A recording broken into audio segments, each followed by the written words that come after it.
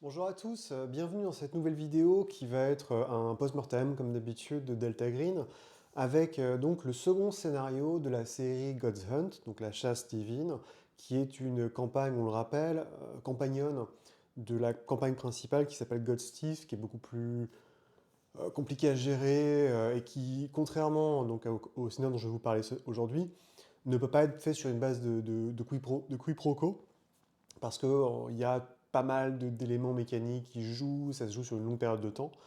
Donc c'est un peu compliqué à faire. L'idée, c'est que donc, le créateur, Caleb Strokes, s'est dit, bah, moi, puisque ma campagne principale se passe sur une longue période de temps, je vais créer des scénarios secondaires qui pourront être utilisés pour combler un peu le vide des grandes périodes de cooldown, de temps, hors temps de jeu.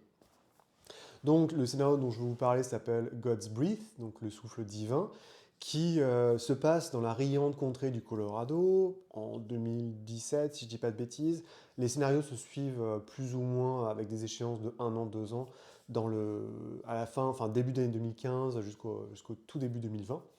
Et donc, Delta Green vous appelle pour vous dire, bah écoutez, on a un friendly, donc un sympathisant qui travaille chez les Rangers, chez les Texas, pas chez les Rangers, je vais y arriver, chez les Marshals, qui transférait un prisonnier dans la prison du comté de la ville du Colorado et qui a vu sur un écran, enfin qui a vu sur un écran un truc terrible, et on veut que vous y ayez tout de suite, et tout ce que vous avez, c'est le témoignage du sympathisant qui dit oui, oui, monsieur, j'ai vu un gros ver, un alien en fait, sortir du ventre d'un type et commencer à étrangler un chien, et ensuite quelqu'un a lancé une grenade et tout a cramé.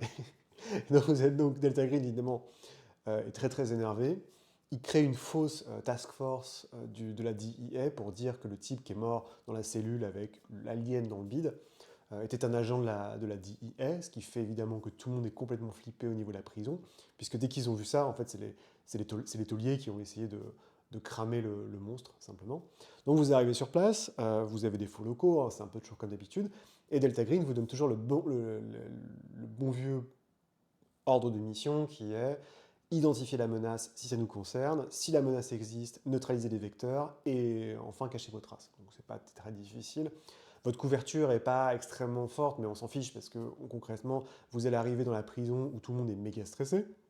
D'ailleurs, vous arrivez dans la maison, donc la prison le lendemain, et tout le monde s'est barré. En fait, c'est bizarre, tout le monde est en arrêt maladie, en congé maladie, et la seule personne qui est présente, qui gère la prison, c'est une fonctionnaire qui a été déportée de la prison des femmes, donc en fait, qui n'est pas du tout du même endroit et qui ne connaît rien à l'affaire.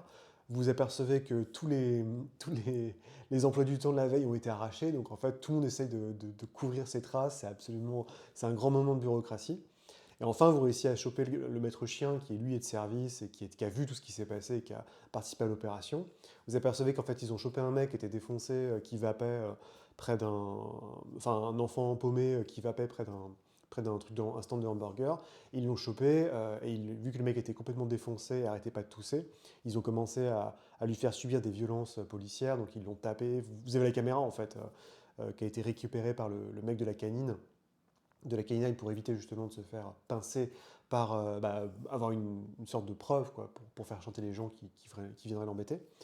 Et le constat est glaçant, en fait, il tabasse le mec pendant quasiment 10 minutes, avant qu'il commence à tousser, tousser, tousser, il pense qu'il est mort, le chien qui a été utilisé pour l'attaquer aussi s'approche pour le renifler, or il est plus en position d'attaque, et là en fait il y a littéralement ses poumons qui sortent, qui sont complètement noirs, qui sortent de sa bouche et qui commencent à étrangler le chien, dévorer le chien, et qui commence à gesticuler partout, donc les gars sont complètement stressés. Par chance, ils ont trouvé de l'alcool frelaté qui a été fait par d'autres prisonniers à la prison.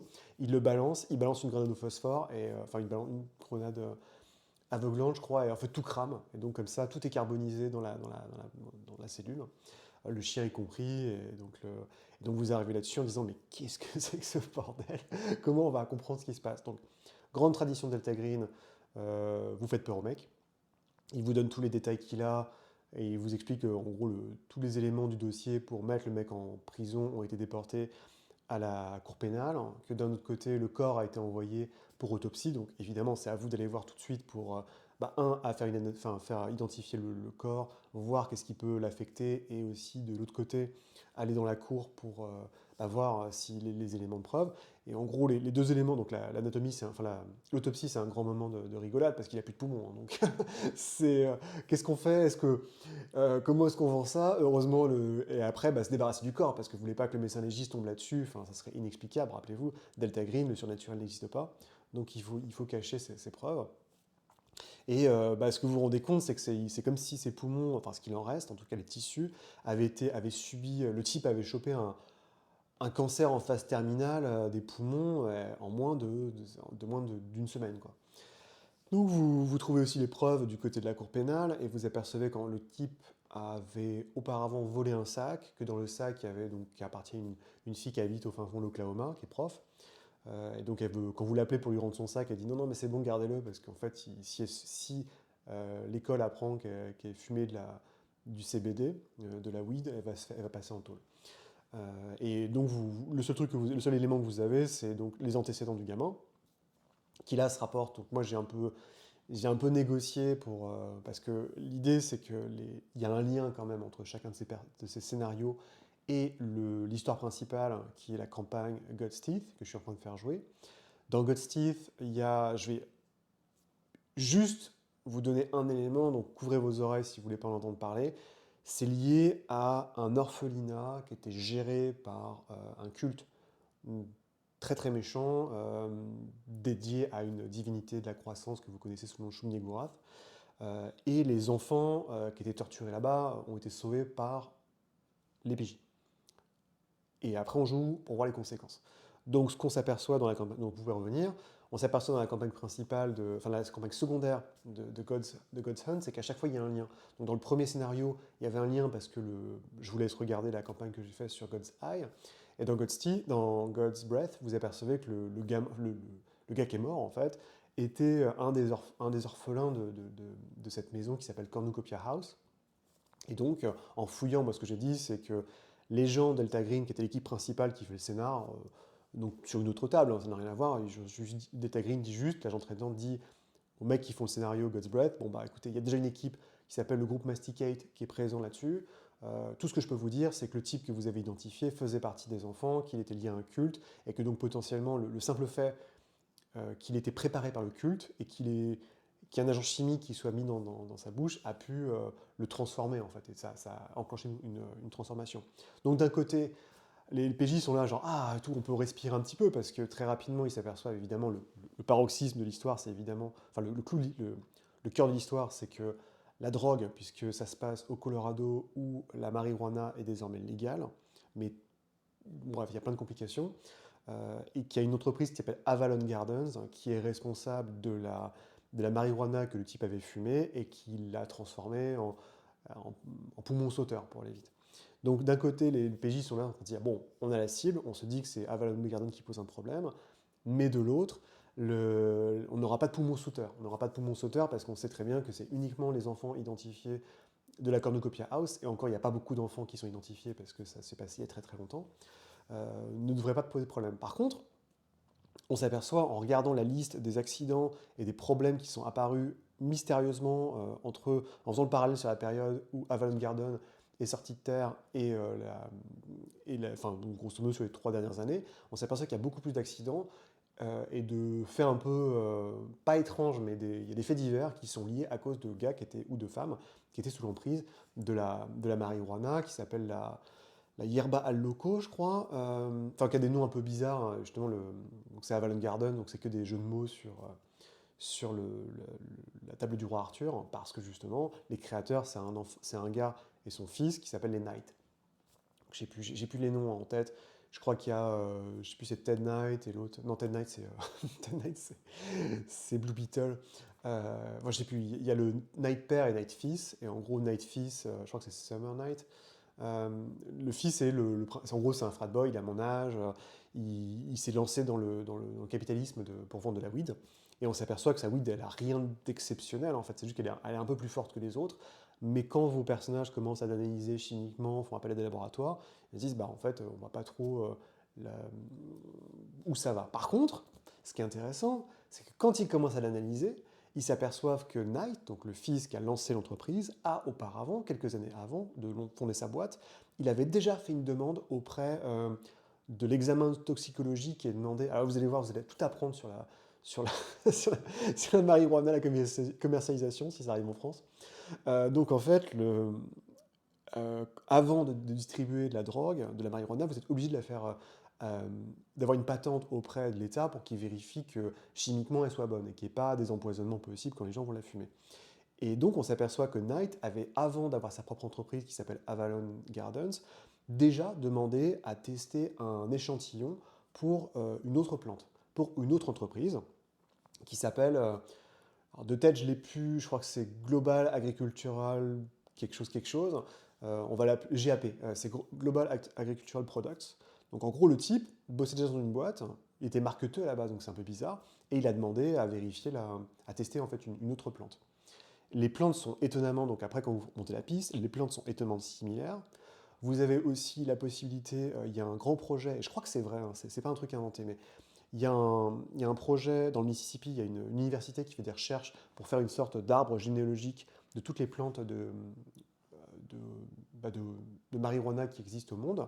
Et quand vous les appelez en disant bah, peut-être que, parce que moi j'avais un universitaire dans mon groupe, donc pour moi le geste se faisait de but en blanc, ils vous disent, bah, effectivement, on va tester votre plante si vous voulez.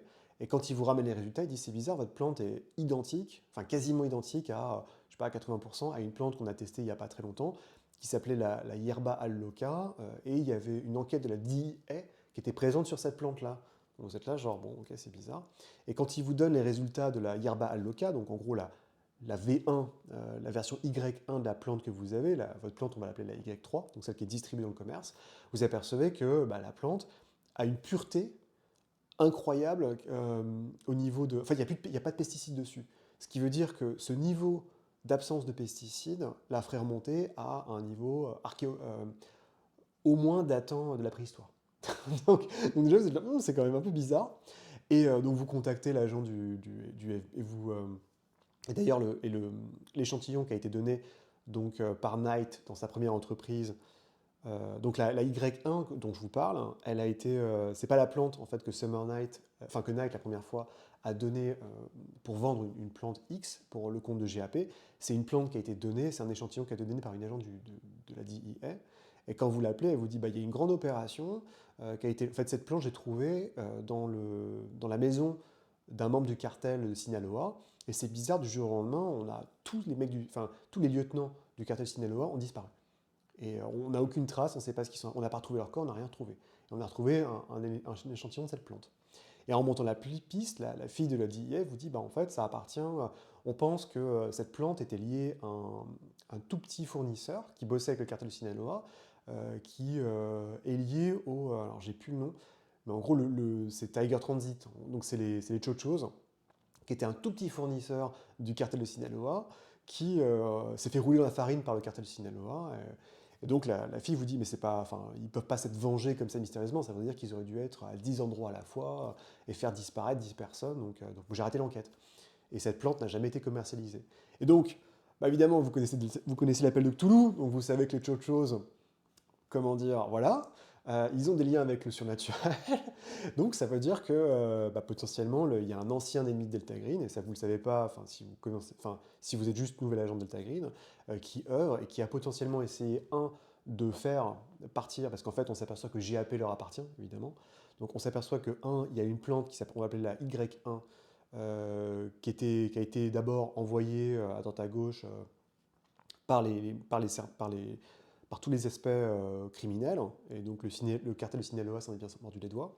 Ensuite, il y a la Y2, celle que Knight, quand il bossait pour GAP, et donc les Chochos par intermittence, a essayé de vendre, et il n'a pas réussi. Il s'est aperçu en plus qu'il y avait un haut taux d'insectes qui était présent sur les racines l'échantillon qu'il avait fourni. Et donc, vous me voyez venir avec des gros sabots. Ce qu'il a fait, c'est que les Chochos ont dit bon, bah, on arrête, ça sert à rien, malgré la commercialisation et la légalisation de la marijuana, on peut rien faire. Enfin, ça sert à rien, on fait pas assez d'argent. Donc ce qu'il a fait ce petit malin, c'est qu'il a piqué des graines et qu'il a commencé à créer sa propre herbe, qui est la Y3. Donc Y1 c'est la souche, Y2 c'est celle qui avait essayé de commercialiser par les Chocho, et Y3 c'est celle que Knight a piquée quand il a créé Avalon Garden et qui vend. Donc vos joueurs ont pas mal de possibles. Donc évidemment, vous commencez à enquêter sur Avalon Garden pour s'apercevoir très rapidement de beaucoup de choses. Je ne vais pas tout vous dire, mais si vous, en gros, si vous faites des planques au niveau parce qu'ils ont un seul, en fait, c'est rigolo, c'est qu'ils ont un seul laboratoire, un seul endroit où toute la marijuana est traitée. Ils la vendent à certains distributeurs, mais ça n'a pas dépassé l'État. Donc ce qu'on s'aperçoit, c'est que, petit 1, la majorité des gens qui travaillent sur place sont défoncés, donc ils passent leur temps à vaper, ce qui veut dire que sûrement les produits d'Avalon Garden, donc ça fait beaucoup d'argent. Les mecs, en estimation, ils vapent plus de 200 $ de weed par jour, que même les mecs qui sont défoncés ont l'air assez propres sur eux, concentrés, ce qui est un peu bizarre, que Night Fist, par rapport à ce qu'on voit de ses photos, il a perdu tous ses cheveux, il a un peu le teint huilot, il a l'air hyper baraque. Qu'en plus, ils ont une compagnie, ils ont des mercenaires qui bossent pour eux, ils ont une sorte de compagnie de sécurité, il y a 10 mecs qui ont des Humvee renforcés comme des cartels. Et, euh, et en plus, et donc comme je disais, il y a le côté, c'est que la marijuana, donc rappelez-vous, c'est légal, mais l'essentiel des banques ne veulent pas y toucher parce que ça peut toujours être, ça peut toujours être très facilement mis dans des affaires criminelles. Parce qu'en fait, je crois que c'est dépénalisé, mais ça reste quand même une drogue et que donc c'est soumis à d'extrêmes conséquences de la part de la DEA qui peut d'un claquement de doigts en fait faire arrêter toute une opération, même si elle est légale. Ce qui veut dire qu'en fait, donc concrètement, il y a de moins en moins les banques ne veulent plus quasiment participer et garder de l'argent de marijuana.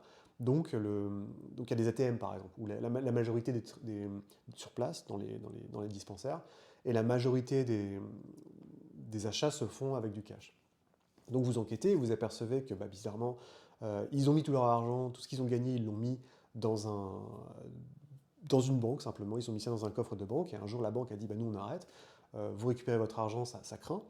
Et donc ça veut dire qu'en calcul, il y a plus de 25 millions de dollars en petites coupures qui sont présentes dans un coffre quelque part à Avalon Garden, puisqu'en fait ils étaient stockés avant la banque, et que cet argent-là n'a jamais été réinjecté ailleurs, ce qui je ne suis pas un grand commercial, je n'ai pas de MBA ou quoi que ce soit, mais ne fait aucun sens parce que justement, quand vous avez de l'argent, le but c'est de le réinvestir pour ne pas vous faire écraser par les impôts, pour essayer de faire augmenter la production et autres. Et donc ça n'a aucun sens en fait d'un point de vue. C'est-à-dire qu'ils ont juste de l'argent stocké quelque part.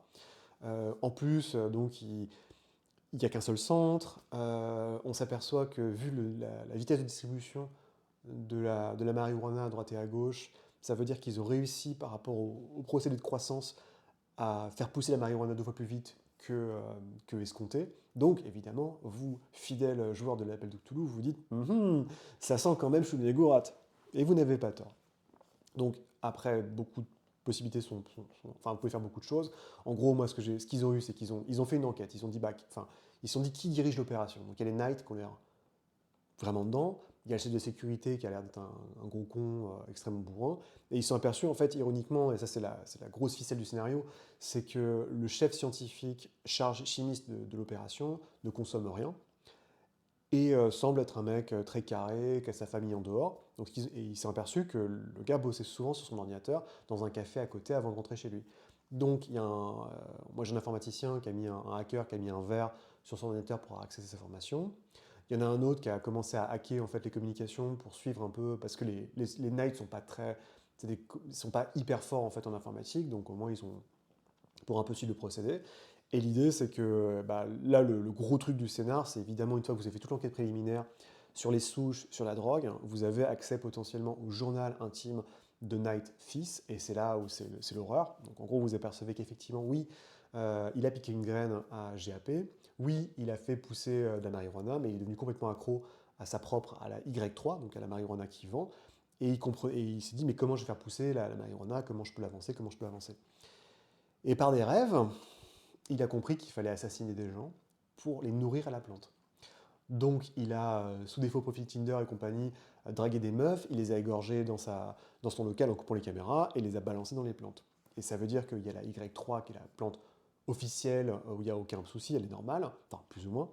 Et après il y a la Y4 qui est beaucoup plus, enfin qui est beaucoup plus grande, forte. Et il y a la Y5 qui est développée, qui est encore pire. Et ce qu'il dit, c'est que dans la Y5, à la fin de son journal, il dit la Y5 marche extrêmement bien, la plante veut être nourrie encore plus. Les pollinisateurs, donc une hâte en fait, c'est de nourrir les plantes. Et ça se finit en disant, des fois j'ai qu'une hâte, c'est d'ouvrir la porte, d'ouvrir la porte de la Y4 et de la serre Y4 et Y5, et que les pollinisateurs se nourrissent sur tous mes employés. Et là vous êtes là genre, ok, d'accord, très bien, je vois. Et alors heureusement de l'autre côté, donc le scientifique, lui, il est coincé. Et, concrètement, c'est un mec normal qui s'aperçoit qu'il y a quelque chose qui ne va pas. Un jour, il a vu le Sam Knight, fils, qui est hyper baraque, prendre comment on appelle ça, une espèce les réfrigérateurs, on met les échantillons de sang et autres, le prendre, qui est un truc qui fait 25 kilos, et le balancer contre un mur, quand lui a dit, quand il a vu donc Reza, qui est le scientifique en chef, foutre des échantillons de la plante à la poubelle, qui était toxique. Et donc il est coincé, il se dit bah, je gagne beaucoup d'argent, j'ai une position en or, mais je sais très bien qu'un jour je vais sûrement passer à la casserole. Donc ça tombe bien, Delta Green étant composé d'agents du gouvernement, l'agent du FBI tout de suite lui a dit t'inquiète pas, il lui a fait un petit laïus en disant on va te protéger, on te mettra sous protection des témoins, et puis on va s'occuper de tout ça. Donc ensuite vous appelez Delta Green, parce que votre agent traitant veut savoir où ça en est, et vous avez plusieurs options. Donc l'idée c'est que vous pouvez lui vendre le truc en disant. Le plus simple, en fait, c'est si vous arrivez à lui dire ah, au fait, dis donc, c'est lié à GAP et c'est lié à autre chose. Et là, poup, il y a une alarme qui se met.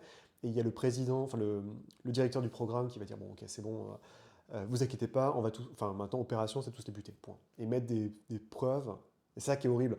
C'est qu'en fait, on vous dit vous allez rentrer, neutraliser ou appréhender toutes les personnes qui sont présentes dans l'entrepôt, dans le laboratoire, couper la production de plantes et vous mettre des preuves qui inculpent GAP.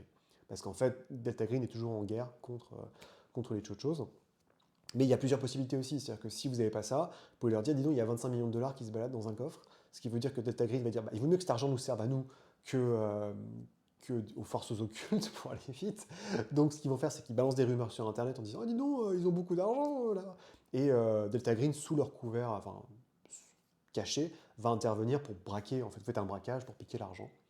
Il y a sinon, donc, si vous prouvez qu'il y a des meurtres, évidemment, Delta Green peut intervenir.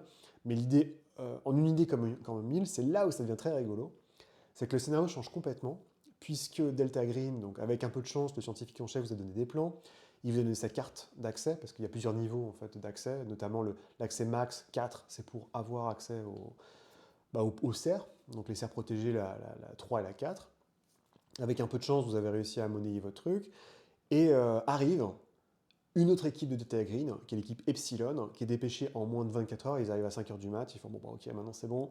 Vous nous expliquez ce qui se passe et on s'occupe de l'opération. Vous restez dans le van. On a les caméras sur nos gilets pare-balles. Vous avez des informations, vous nous appelez et c'est parti. On va s'occuper de vous. Vous êtes des amateurs, vous êtes des tocards pour aller vite. Nous, on va tout faire. Et donc, vos agents standards restent dans le van et observent la situation, tandis que vos PJ, enfin vos joueurs, récupèrent de nouveaux personnages qui sont 6 mecs tactical. L'essentiel, enfin, ils sont pas tous tactical, mais l'essentiel, ils ont tous des flingues. Il y a le chef qui est le vieux badass, il y a un sniper, il y a un spécialiste des explosifs, il y a une scientifique médicale. Les autres, je sais plus, je crois qu'il y a un hacker, mais en gros, c'est tous des militaires. C'est un peu comme dans. Si vous l'avez vu, c'était quoi exécution. Enfin, c'est quoi c'est décision exécutive avec Kurt Russell et Steven Seagal, où Steven Seagal ramène tous ses mecs en mode alors on va s'occuper de ça, et Kurt Russell est comme un con dans son avion. Et donc, c'est un peu la situation. Donc, vos joueurs changent de personnage, et là, vous commencez à rentrer, donc c'est assaut tactique, tac, tac, tac, et c'est là où ça devient un cauchemar. Parce que toutes les personnes qui ont fumé de l'herbe sont potentiellement sous l'emprise de l'herbe, ce qui veut dire que à chaque fois, par exemple, dès le début, vous arrivez, et ça on vous dit, il n'y a pas de jet à faire, c'est donc ils commencent à arriver dans l'entrée, au niveau du point de vente, ils mettent des serflex à tout le monde pour plus qu'ils bougent, etc. Et puis il y a juste un pauvre type normal qui prend un cutter et qui enfonce le cutter dans la gorge d'un des mecs, qui commence à dégouliner du sang. Et donc mes gars sont séparés, il y en a qui sont allés vers le. Il y a une autre entrée qui est sécurisée, c'est là où arrivent les pick-up de sécurité, c'est-à-dire qu'il y a toujours deux, parce que pour vendre de la drogue, la sécurité part en fait avec les Humvee, Donc vous avez potentiellement 2 zombies qui vont se repointer pour tous vous buter, ou au moins un, je sais plus. Donc il y a 2 interventions, les gars sont passés par trois positions différentes, et c'est cauchemardesque parce que vous rentrez dans les couloirs, tous les mecs vous attaquent, il y a un type qui essaie de dégoupiller votre grenade. Moi ça c'est fini, donc ils ont flingué, je sais pas, genre, ils ont dû flinguer 10 personnes. Il y en a un qui est passé par une autre porte, qui était la salle de pause, une entrée de chargement. Et là, il y a un type qui a fait exploser. Il y avait tous les bidons stockés de propellant, enfin de produits chimiques. Le mec a pété un plomb, il a fait tout exploser avec un briquet en disant Wouhou. Puis donc, la caméra s'est coupée. Donc vos types, vos vrais joueurs, vos vrais personnages qui sont dans le van, ils regardent ça, ils voient les caméras se couper, ils font putain, qu'est-ce qui se passe? Donc il y en a qui ont été assez cool parce qu'ils sont sortis du van en disant bon bah je vais aller les aider. Donc ils ont aidé un des mecs qui était en train de cramer. Et ça s'est fini, donc heureusement Knight était présent. Ils l'ont complètement avoiné. Heureusement, parce qu'en fait ce qu'ils sont aperçus c'est que Knight était en train de foncer vers la serre Y5. Donc ça veut dire, je vous explique, c'est un destin pire que la mort. S'ils ouvraient la porte, il y a les pollinisateurs qui sont des genres de flegmes, de menthes religieuses, donc c'est des trucs surnaturels évidemment, qui sortent et qui commencent à piquer toute la chair de toutes les personnes présentes et arrachent les bouts de chair et les remettent en fait comme du terreau dans les plantes. Donc c'est un cauchemar, il n'y a quasiment aucun moyen de s'en sortir. Si vous chopent, c'est fini, quoi. En gros, ils vont vous dévorer lentement mais sûrement. Vous devenez fou et en plus, vu qu'ils nourrissent les plantes, ils ont du sucre, le psychotrope qui est présent en fait dans la plante est ingéré, donc vous commencez à devenir fou. Et moi, j'ai un personnage justement qui a subi ça, il n'était plus là, quoi. Enfin, donc ça a été un cauchemar. Alors ils ont réussi à abattre Knight et il y a grand moment, il y a le sniper qui commence à monter sur le toit parce qu'il y a le Humvee qui arrive, évidemment ils ont 10 minutes d'intervention. L'expert en explosifs a posé des pains de plastique à l'entrée du parking, il s'est planqué, il a fait péter tout le truc, donc ça fait que les deux Hummers se sont retournés, donc ils étaient protégés mais ils sont quand même retournés, et le sniper a commencé à dégommer, ils sont tous immunisés à la violence hein, de toute façon. Le sniper a commencé à dégommer les pauvres mecs, les pauvres gardes de sécurité qui sortaient, qui étaient à moitié cramés. Enfin, c'était un cauchemar, c'était un massacre. Mais ils ont gagné, donc c'est l'essentiel. La santé des Américains a été préservée. Knight a été abattu, le père a été appréhendé, et en gros, on a dit aux joueurs, bah maintenant vous cassez, parce que c'est plus drôle de votre sort. Mais c'était une belle mission de Delta Green qui était assez intéressant. Donc maintenant, évidemment, le contenu du scénar, donc, il y a une grosse propension à la préparation, c'est-à-dire que le jeu, donc encore une fois, moi j'y connaissais rien, la légalisation de la marijuana, donc d'un côté, évidemment, c'est un scénario à charge pour montrer comment la légalisation de la marijuana a été complètement accaparée par 4-5 grosses entreprises qui sont tous des corpos avec du népotisme à fond les ballons dans ces états-là, alors que tous les petits producteurs qui justement voulaient passer légal se font et qui ont une certaine qualité, enfin on va pas dire c'est du bio, mais quasiment se sont fait complètement avoir et n'ont rien pu faire pour se tailler une part du marché parce que c'est énormément d'argent. De l'autre côté, donc, on apprend beaucoup de choses, hein, il y a beaucoup d'informations, c'est assez technique, hein, mine de rien, donc il faut quand même pas mal potasser son sujet, lire bien les aides de jeu. Après, le clou du bouquin, c'est, vous savez qu'il y a 2 périodes, vous savez que la deuxième période, ça va être l'assaut avec les mecs de Delta Green, soit de l'enfer, l'équipe de sécurité, mais ça, faut le préparer. Et vous devez le préparer. En fait, vous devez l'activer d'une manière ou d'une autre en aidant, en donnant suffisamment de grains à moudre à l'agent traitant pour qu'il dise OK, c'est bon, on a assez de preuves, j'active l'opération. Et c'est à vous de faire ce travail-là. Donc il ne faut pas hésiter, justement, quand les gens.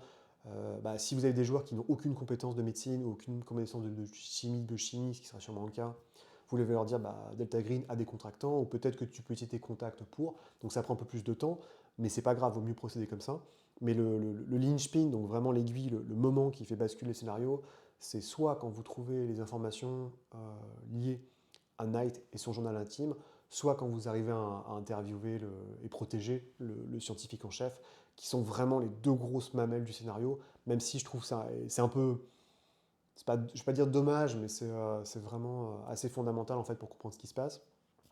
Je trouve que toute la partie en amont est vraiment très très bien, toute la recherche sur la plante, appeler l'université, comprendre qu'en fait c'est des espèces de plantes bizarres, que c'est lié à des, enfin, c'est lié à des cartels, ça rentre vraiment très très bien. Et surtout ce qui est génial, c'est qu'au tout début de l'histoire, tant que vous n'avez pas autopsié le corps, tant que vous n'avez pas retrouvé les éléments et puis sa conviction, vous dites c'est peut-être sûrement autre chose, sûrement un truc, un méga monstre ou autre, et c'est pas du tout ça en fait. Donc c'est un scénario qui est très fin, qui demande pas mal de préparation, et c'est peut-être la plus grande faiblesse, j'ai envie de dire, enfin difficulté plutôt, de cette campagne, qui sont juste 4 scénarios pas vraiment liés, c'est que plus vous avancez dans le bouquin, plus les scénarios sont compliqués pour le maître du jeu. Le premier, donc c'est assez facile, hein, c'était avec des drones. Le deuxième, ça va parce qu'en fait, à un moment, on vous prend par la main, on vous dit, bon, bah maintenant, vous laissez faire les professionnels. Le troisième, il est assez vénère, et le quatrième, il a l'air carrément ésotérique. Je suis en train de préparer le troisième, donc ça va, je suis assez calé, mais bon, ça... Mais en tout cas, ouais, God's Breath, c'est un bon scénar que vous pouvez faire en 3 sessions, je pense. Préparez bien l'assaut. L'idée de l'assaut, c'est de donner le moins d'éléments possible, que tout parte le plus en sucette, puisque vous avez potentiellement en face de vous 30 cultistes qui s'ignorent, et encore, il y en a qui ne fument pas, donc ça veut dire qu'il y a potentiellement des mecs complètement innocents. Il y a le moment de terreur qui est évidemment l'ouverture de la porte et les pollinisateurs, si ça se passe, c'est la catastrophe. Donc si vous n'avez pas lu le journal de Summer, enfin de Night, c'est vraiment la catastrophe, parce que là, je peux vous dire, les agents vont y passer, enfin pas les vôtres, hein, parce qu'ils sont planqués dans leur van, mais il est sûr que... Et n'oubliez pas, à chaque fois vous perdez de la santé mentale quand vous voyez vos potes se faire dévorer, parce qu'ils ont tous des liens entre eux. Ça c'est un truc un peu pervers de Delta Green, c'est que les mecs qui bossent ensemble dans l'équipe de Tactical, là, de SWAT, ont un lien Delta Green entre chaque agent, donc si vous voyez un de vos potes se faire dévorer, bah, vous perdez la santé mentale, donc ça peut aller très très vite et ça peut être extrêmement mortel. Mais en tout cas, voilà, c'est ce que j'avais à vous dire avec God's Breath, donc encore une fois, un excellent scénario, hein. Moi j'ai passé un très très bon moment, les joueurs ont beaucoup aimé.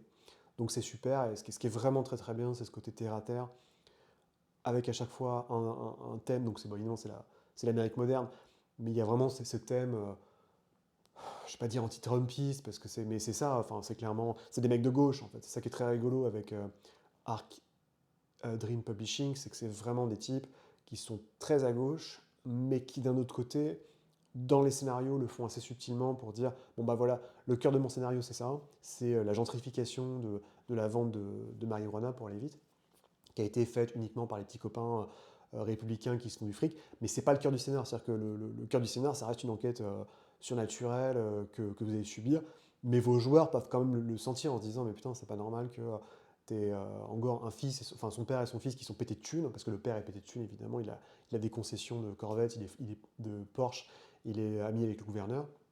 C'est pas normal que ça se passe comme ça, quoi. C'est vraiment des très très bons scénarios et une très bonne approche qui fera hurler Pundit.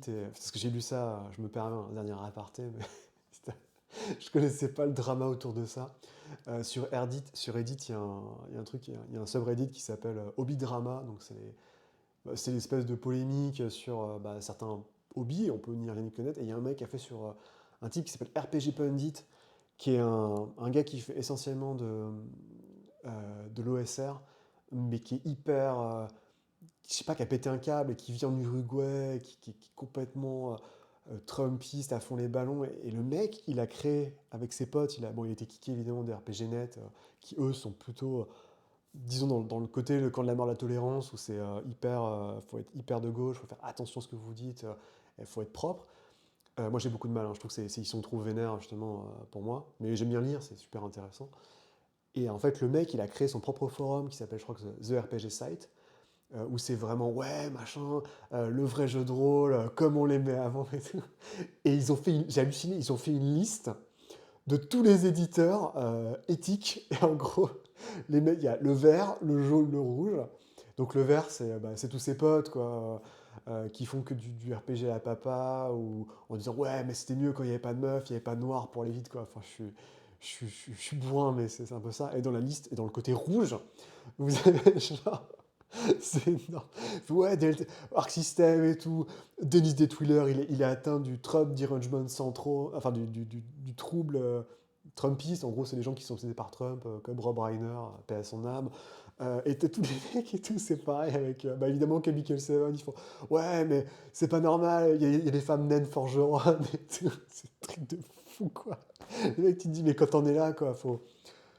Enfin bref, donc tout ça pour vous dire que Ghostbusters c'est vachement bien. J'espère que ce bouquin sortira en français parce que il est beaucoup plus facile à appréhender en fait que God's Teeth, qui est dur. God's Teeth, moi je le fais parce que j'étais dans un mindset justement après ma perte d'emploi où je dis, tu sais quoi, je peux y aller, je m'en fous, j'y vais quoi. C'est vraiment hardcore comme concept et je vais en faire d'ailleurs. Je vais faire vu que j'ai fini le premier scénario.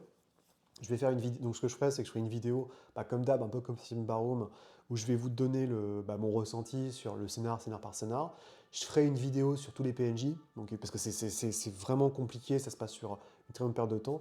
Et je pense que je ferai peut-être aussi une vidéo historique pour vraiment recalculer le truc, vous expliquer un petit peu les enjeux de la campagne, quoi, parce que c'est assez complexe, c'est un peu éparpillé, et en plus, des fois, on vous donne pas tout, c'est-à-dire qu'on vous dit, faut que tu fasses, on vous dit, votre personnage peut faire des jets de recherche durant son time off, et il aura plus d'éléments sur, en gros, l'origine de ce scénario, mais c'est un peu complexe, quoi. Donc j'essaierai de retourner tout ça, donc c'est exactement ce que j'ai fait pour Symbaroum et Warhammer, il y aura un truc de post-mortem comme d'hab, parce que c'est facile à faire, et moi ça me permet aussi un peu de me remémorer ce qui manquait.